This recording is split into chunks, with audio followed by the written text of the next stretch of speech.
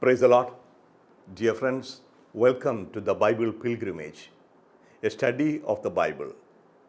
We are trying to make a journey from the beginning of the Bible in the book of Genesis to the last book, that is the book of Revelation, from the paradise to the new heavens and the new earth. This is the 9th episode of this series of classes.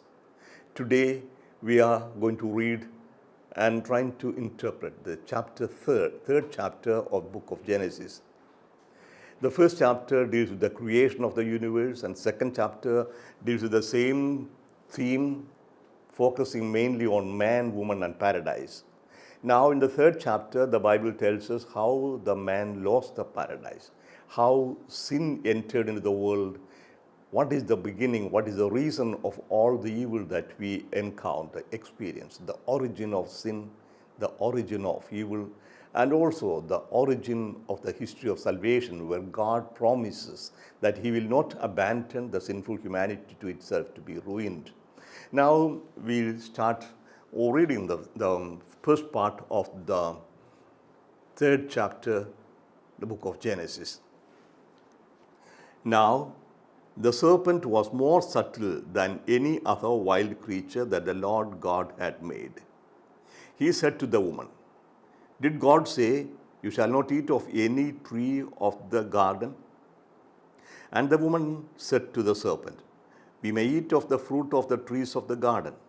But God said, "You shall not eat the fruit of the tree which is in the midst of the garden, neither shall you touch it, lest you die." But the serpent said to the woman, "You will not die, for God knows that when you eat of it, your eyes will be opened, and you will be like God, knowing good and evil." So when the woman saw that the tree was good for food, and that it was a delight to the eyes, and that the tree was to be desired to make one wise, she took of its fruit and ate. And she also gave some to her husband, and he ate. Then the eyes of both were opened, and they knew that they were naked. And they sewed fig leaves together and made themselves aprons. This is the word of the Lord. Dear friends, this is a story telling how evil entered into this world. This has to be taken as a story, but at the same time, story with a basis in reality.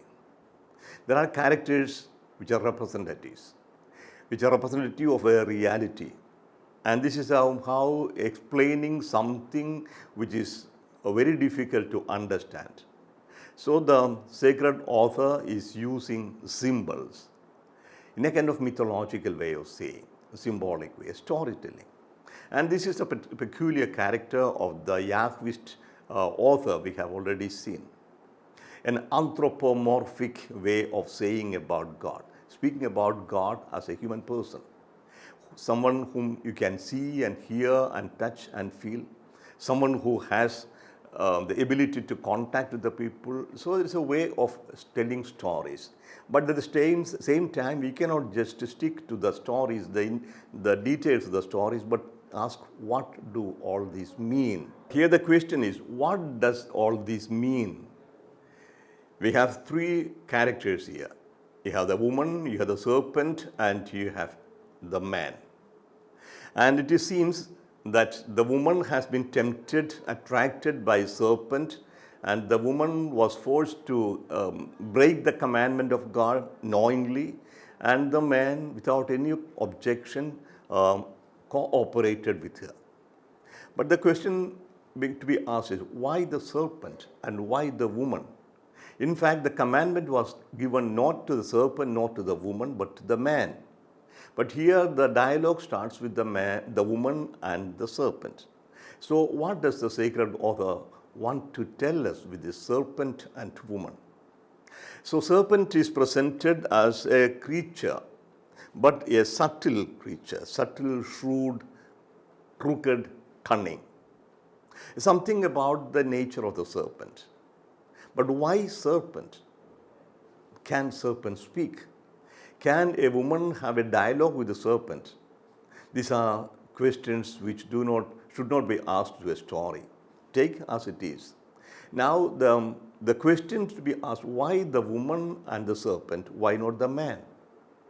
Because we have to see the context in which this story is told and what was the belief of the people of the time who listened to these stories. This story is being told people in Israel. Sometime during the reign of David or Solomon.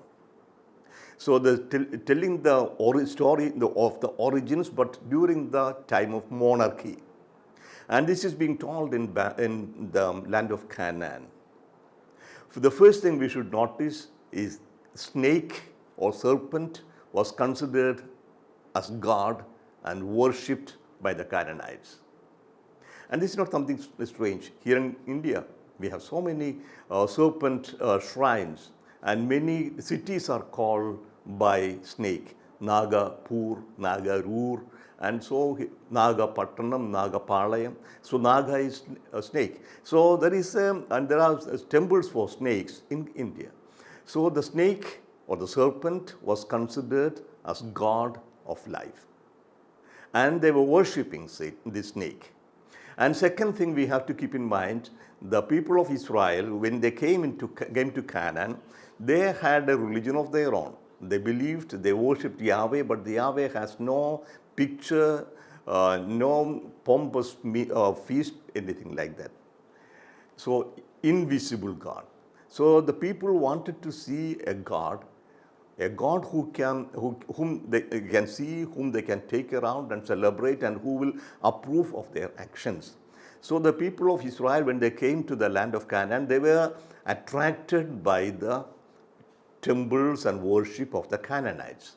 And the Canaanite worship, there was the worship of the god called Baal, and also worship of serpent. Now, much of the Canaanite worship was done during the nighttime celebration, and there was also very prominent cult of prostitution, a cultic prostitution. So, sexual act done in honor of the God, that's what they call it. So, women were prominent in this worship, the priestesses. And many of the Israelite men were attracted to these festivals and these cultic prostitutions, and also somehow led to apostasy, denying the God of Israel and following the worship of other gods. So here we see the root. The serpent worship and cultic prostitution, and women being the priestesses, attracting people to sin. So with this cultural background, when you go back to the third chapter, you see what is being said. So serpent has to be taken as a symbol, and it's a shrewd and cunning and crooked. So whatever he tells, serpent is presented as also a symbol of prudence. Jesus has told the disciple, be prudent as the serpent, but also innocent as the dove. Serpent is shrewd and prudent, but not innocent. So now the question comes. So the two characters, the woman and the serpent. Now the first question starts. Now the serpent was more subtle than any other wild creature the Lord God had made. He said to the woman, did God say you shall not eat of any tree of the garden? A very interesting, simple question. Don't ask if they can talk, if they understand. This is the kind of presenting a reality. What is the temptation? Here is the anatomy of sin, I would say. So this is the story of the original sin. This is also the story of the origin of sin. And this is the story of the nature of any and every sin. The sin starts with this question. Why? Why this commandment? So here it's a kind of exaggeration. The serpent is asking the woman, has God forbidden you to eat of any tree here? So there is a plenty of fruit, and God has forbidden. No, immediately the woman comes to defend God. No, only one tree is exempted. Only the tree in the middle. And then she goes on to say, we shall not even touch, that God had not said. So what happens is a kind of dialogue between a person or a power that you do not know who is, and you do not know what the intention of that power is. So it comes in a dialogue and tries to defend the commandment, the first thing. But then comes immediately comes the response. But the serpent said to the woman, you will not die. For God knows that when you eat of it, your eyes will be opened and you will be like God, knowing good and evil. Many things have to be clarified here. What does it mean to know good and evil?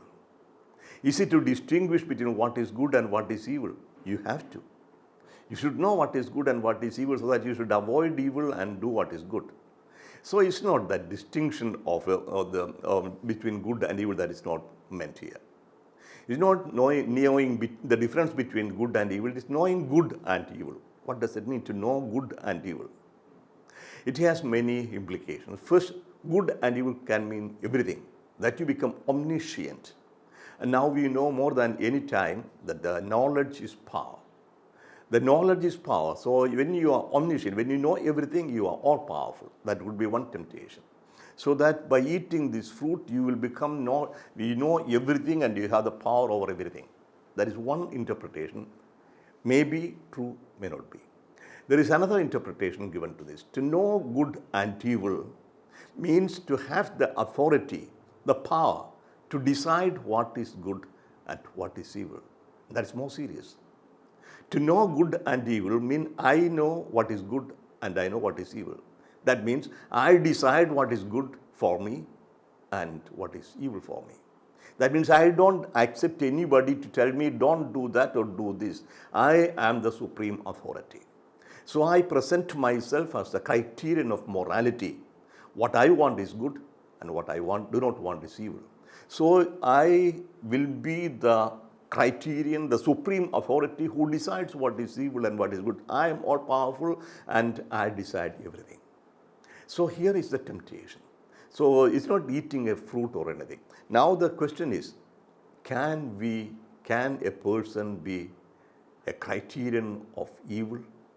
We often think, if in the parliament, the democratic system is the parliament, you make a vote, and if you get a majority, that becomes a law. For example, in many countries in the world, abortion is legalized by parliamentary votes, majority. So does the fact that the parliament has voted with 65% pro and 35% against abortion, does that justify the act of abortion? Has the parliament to decide what is good and what is evil? Is there an objective norm for morality that is beyond my power? That is the question here. Who decides what is good and what is evil? So in a very simple story form, the sacred author is telling either you have to accept God as a supreme authority and who decides what you should do and what you should not, or you take the position of God. And here it is, a temptation to deny God, to make oneself God.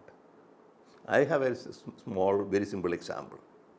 I was studying in Rome for 15 years, from 64 to 79. And when I came back, I brought a tape recorder with me. And this tape recorder is an old thing. We didn't have the modern equipment in 79, that is all time. And I did not know there is a difference between the voltage of current in Kerala and in Rome. In Rome, they are using voltage 110 volt. Equipments are made according to that. And in Kerala, the line power is 220 volt.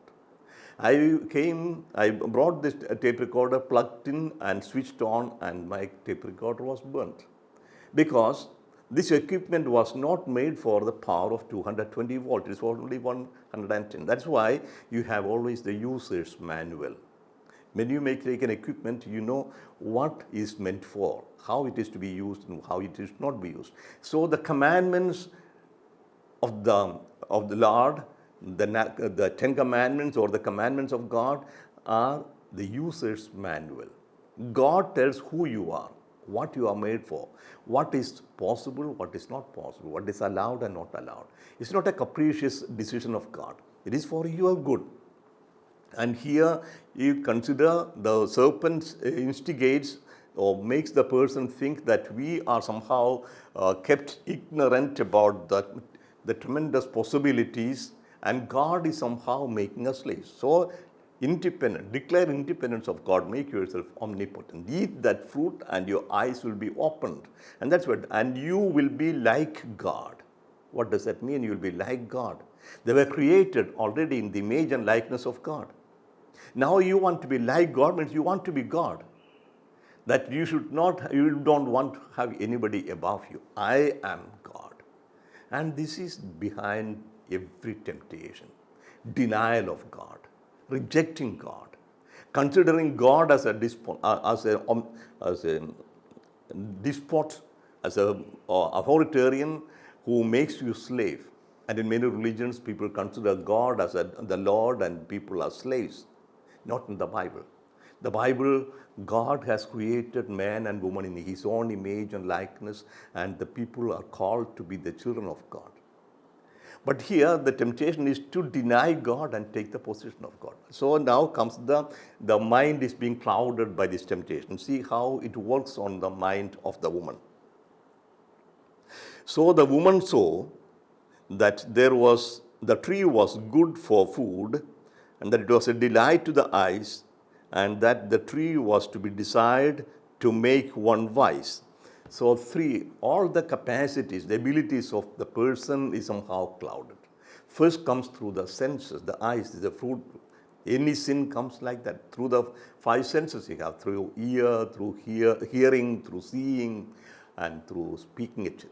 So it was good to see. And then it works on the imagination. So what comes into your mind through the senses, perceptory senses, it works on the imagination, that's beautiful. Then the imagination starts working and comes finally to the will. It is good, it's beautiful, desirable. And now, in this clouded situation, you forget everything else. You forget that God had forbidden you. You forget that God is your loving Father who cares for you and cares for your good. Nothing. Only one thing is there, to be like God, to be God, nothing else. So in this clouded situation of the temptation, the woman makes the decision. So the senses, the imagination, the will, all the 3 faculties are influenced, and she takes the decision. And she took of its fruit and ate. And she also gave some to her husband and ate. One thing to note, the woman at the beginning at least had a dispute, a discussion, a dialogue with the serpent. She tried to defend God and His commandment. Finally, she gave in. But when it comes to the question of man, he doesn't even ask the question, is it not that fruit that is God has forbidden? No. He knows that. He was the one who was given the commandment, you shall not eat of the tree of that good knowledge of good and evil. And the woman should have been told by the man. But now when the woman brings the fruit, he doesn't ask any question, nothing. He takes it and eats. So without anything, without any qualm of conscience, without any question, he takes it, and both have committed the same sin. It would seem Adam, the man, more responsible because he was the one who was given the commandment, and now he is taking it without any question, and both ate, and the act is committed. Then the eyes of both were opened. That's what the serpent had said. The moment you eat of this fruit, your eyes will be opened. And that is true, but only half truth. The eyes were opened, and they knew that they were naked. It's already said in chapter 2:25 that both of them were naked. The man and woman were naked, but they were not ashamed of it. They were not aware of their nakedness. As children goes around, they are not aware. Nobody is ashamed of a child going naked now. But in the same thing here, the moment they ate the forbidden fruit, they become aware that they are naked. It's not just the physical nakedness. It is something they have lost. They have lost their innocence. They have lost their relation with God. You have denied God. You have rejected God. And then you cannot stand before God. You see your real self without God who you are. A naked body, that's all. And now they are afraid. See, we had already explained the paradise means harmony, relationship, harmonious relationship. A harmonious relationship with God, with the other, with the nature, and with oneself. And here all these relations are broken. First, with oneself. He was naked, she was naked, and they were not afraid or ashamed of it. But now you become aware that you are a naked person and you cannot look in the face of the other. So you break your relation with yourself and with the other. And when they hear the sound of God in the garden, they try to hide. First, they try to make clothes with fig leaves, which will never hide their nakedness, and then they try to hide. So this is how the sin. Then the eyes of both were opened, and they knew that they were naked, and they sewed fig leaves together and made themselves aprons. It's in vain. It doesn't cover you. So the nakedness is not in the body, it's in the mind. Your mind, how you are.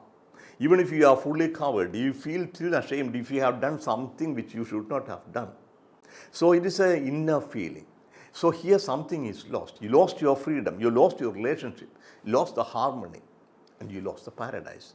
Before God enters the scene and proclaims the punishment, the judgment, they have lost their paradise. That's why I say paradise is not a place. Paradise is a state of being. A state of being in harmonious relationship with in this fourfold harmony, with God, with oneself, with the nature, and with the other. So all this is broken, and by the very act of violating God's commandment, you have committed the sin, and the sin has brought in evil. And this evil is now being interpreted, explained, described in the words of God. So the first part of the third chapter. Now we come to the second part. The second part is the trial. The first is the act of sin, the second is the trial, and the third part is the punishment. Now we read the second part, the trial. And they heard the sound of the Lord God walking in the garden in the cool of the day. And the man and his wife hid themselves from the presence of the Lord God among the trees of the garden.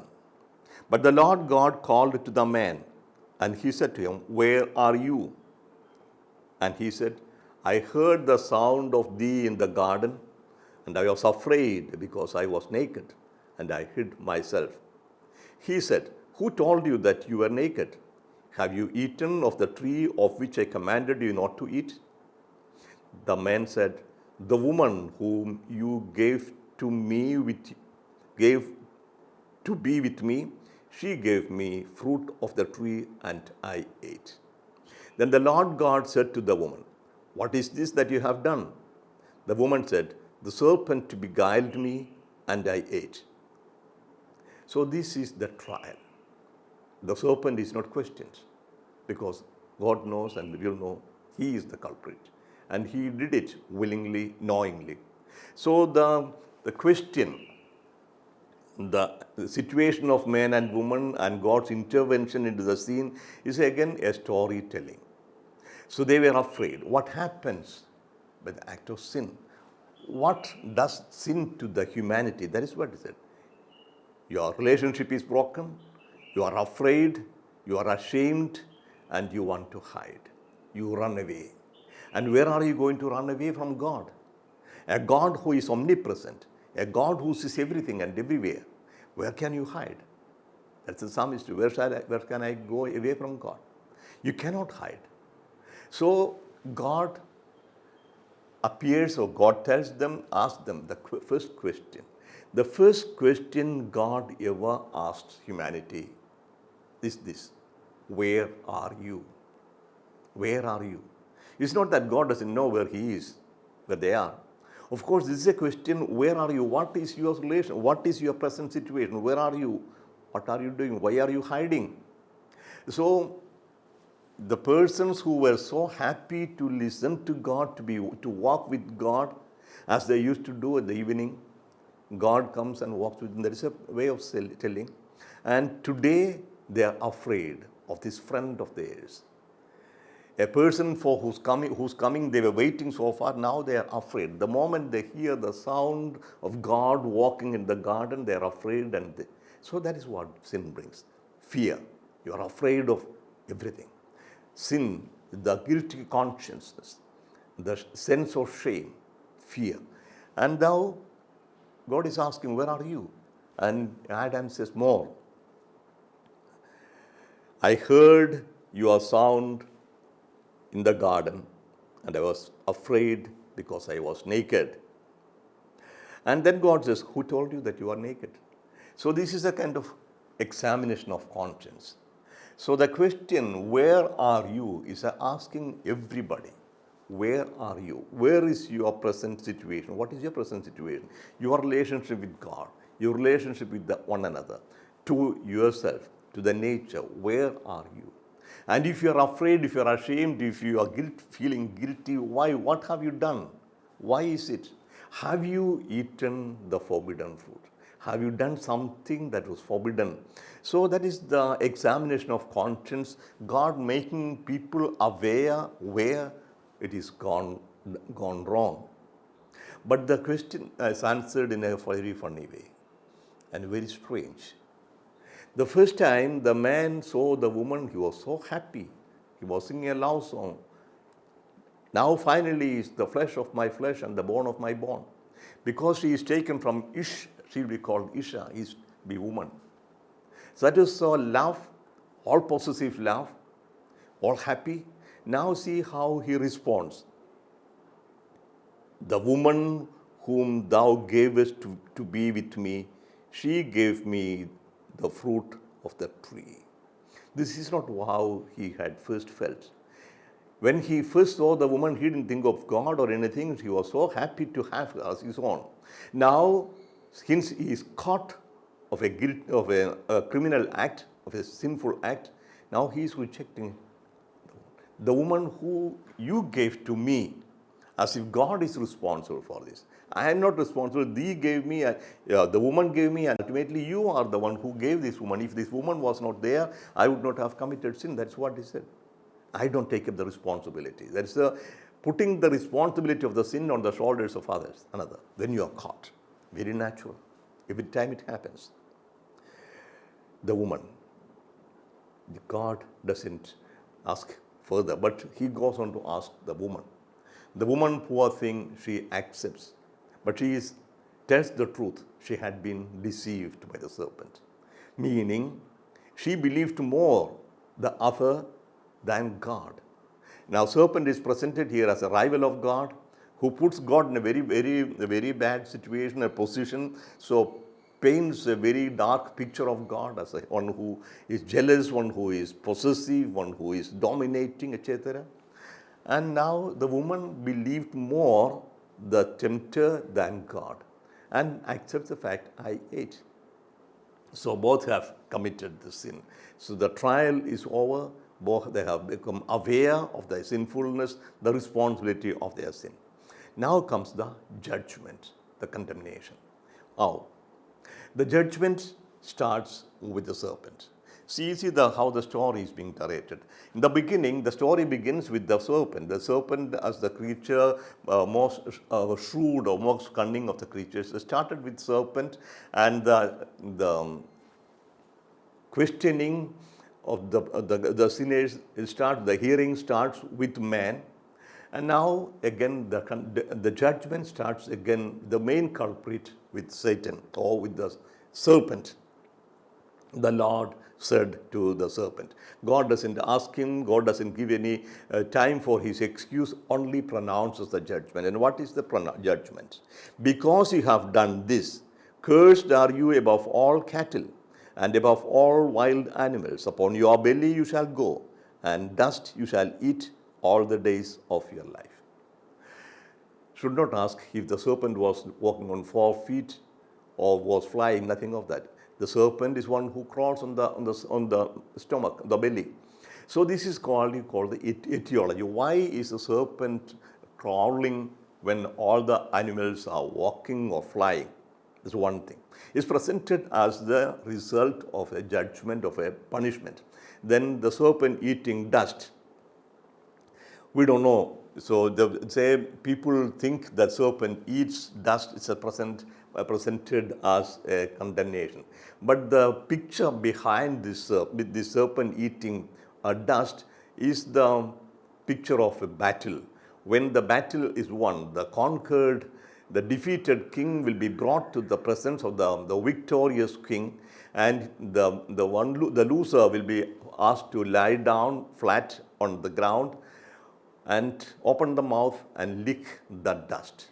And as he is licking the dust, the victorious king will put the foot on the head of the defeated king. This is the image. So eating dust, that is somehow something even today in use as a total defeat. You will eat.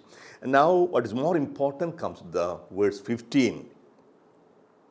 I will put enmity between you and the woman, and between your seed and her seed, and he shall bruise your head, and you shall bruise his heel. So here is the first prophecy, the proto-evangelion, the first gospel.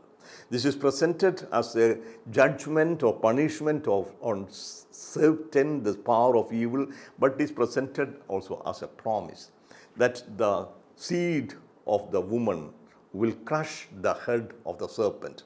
Serpent becomes the symbol of evil, and the seed of the woman can be presented as the people of God or the Messiah. So this is taken as the messianic or redeemer, the person who will redeem the humanity from its sinfulness. So crushing the head of the serpent means having victory over the powers of evil. And in that process, there's one thing which very often we do not notice. Thing is, the same word is used for cutting or crushing the head and the heel. You bruise your head and you will bruise his heel. You know, the crushing the head of the serpent is mortal. The serpent will be killed. Only when you crush the head of a snake that dies. But the same word is used also for crushing the heel. So it's not just a painful wound. It's also going to be mortal. A thing which is somehow implied in this verse comes reality only on the cross. And we know exactly that the redemption of humanity from sin was gained through the death of Jesus on the cross and the resurrection. So this is the crushing the heel points to the crucifixion of the Messiah, and crushing the head points to the total defeat of the powers of evil. This is what God has promised. And now he turns to the woman and he gives the punishment. Is again etiology. Why is the childbearing painful? Why male domination over women? These are not being justified. These are being explained. So to the woman, he said, I will greatly multiply your pain of childbearing. In pain you shall bring forth children. Yet your desire shall be for your husband, and he shall rule over you. Is not God's commandment, or God is granting a favor to man, is only explaining why male domination over females? It's not being justified. It's not being guaranteed or allowed. It's only being presented as a punishment. It has to be taken away. So this is how the male domination, not justified, but seen as a punishment of original sin. And then comes to the man, the punishment that is no longer. And to Adam, he said, because you have listened to the voice of your wife and have eaten of the tree of which I commanded you, you shall not eat of it. Cursed is the ground because of you. In toil you shall eat of it all the days of your life. Thorns and thistles it shall bring forth to you, and you shall eat the plants of the field. The sweat of your face you shall eat bread till you return to the ground, for out of it you were taken, you are dust, and unto dust you shall return. It's a long punishment or judgment explaining the present situation. It gives explanation to all the evils. Why the toil so troublesome, painful? Why the agricultural activity so difficult? why should you be sweating so much, why life should be difficult, and why finally why you die. So this is presented as sum total of all the evil that the humanity suffers, and this is presented as the result of sin. So here the judgment is ended, and now a few more verses and then we'll conclude. So here it is over. You shall die. The death enters. Dust you are, and unto dust you shall return. Now comes the reaction of the humanity. The moment death appears on the horizon, man makes another decision. That is very interesting. The man called his wife's name Eve. Hawa is the word. Hawa. See the contrast or the difference between the first name and the second name. When the man first saw the woman, he called her Isha. Isha is the feminine form of Ish. Ish is man, Isha is woman. So taken from me. You are mine, you belong to me, you are part of me. So that is Isha. Now he is not looking at him or her beyond. She is called Hawa. Hawa comes from the root Haya. Haya means to live. So Hawa is the mother of life, mother of all life. And this is related to Yahweh. Haya, Yahweh, Hawa. So the man is no more looking upon himself, looking to the future. When there is death reigning coming in the horizon, the man calls the woman Hawa, telling, through this woman we will overcome death. When one person dies, another person is born, and the woman becomes the source of this life-giving activity. So the new generation, new situation, Hawa. And so relationship is not I, thou, but we. And there is no more domination in the mind. We together will overcome. Together will face the reality. And then the Lord said, behold, the man has become like one of us, knowing good and evil. It's again a story form, but there is also a kind of implication of a multiplicity or plurality in the person of God. We, like us. And now, lest he put forth his hand and take also of the tree of life and eat and live forever. Therefore, the Lord God sent him forth from the Garden of Eden to till the ground from which he was taken. So it could be presented as a jealousy of God. God is jealous. God is afraid that man will become eternal. It's not. It's showing that a sinful person has lost his eternal life. Cannot. He had the possibility of eating from the tree of life, but the moment he has eaten from the tree of the knowledge of good and evil, that means he has rejected God's plan. He's out. He has to die. And one more thing we have to keep in mind. For a sinful person, death is not a curse, a blessing. I see people who are sick, cancer sick, so very painfully ill and cannot die. So a life without relationship with a sinful person living to eternity is a hell on earth. God has allowed to die. And then there will come a time this death will be overcome, that is through the death and resurrection of Jesus Christ. And now the break is final. They are cast out of the paradise, and the cherubim are presented at the door of the garden, which is closed, and there's a flaming sword that doesn't allow the people to come back. What does it mean? Means by the sin, the humanity has lost the paradise, has lost eternal life, has lost its relation to God, has lost its peace and joy. So now we come to post paradise life. What happens after the paradise? So this is a kind of prehistory, it's a kind of prelude to the history of salvation that is to come. So God has already intervened in the history and promised that the humanity will have victory over sin and death, but that has to come gradually. Now we conclude the saying, sum up what was trying to say. First of all, chapter 3 deals with the beginning of evil, beginning of death. Reason, the question, why death, why evil, comes from sin. And what is sin? Is a willful, gnawing rejection of God and his plan or his commandment. And this was caused by an external force, a temptation. But the temptation doesn't exonerate a person, doesn't excuse a person for committing a crime, disobedience. So all that we suffer, all the humanity suffer as evil comes from this breaking relationship with God. But God doesn't leave the humanity, its sinfulness alone. God has made a promise. Before they are cast out of the paradise, they have already lost the paradise, but outside the paradise, they are not left alone. God had given the promise, and He continues to seek out the man outside the paradise with His care and concern. So here we begin the history of salvation, but then chapter 4 to 11, we have still in the primeval history to which will come the next day. Let's conclude with a prayer. Heavenly Father, we thank you for making us in your image and likeness and giving the promise that you will send your Son to crush the head of evil, to redeem us from all that is evil, powers of evil, sin and death. And thank you for sending your Son, who has accomplished this act of redemption through the death on the cross and through the resurrection. Thank you, Father. Thank you, Jesus. Thank you, Holy Spirit. In the name of the Father, of the Son, and the Holy Spirit.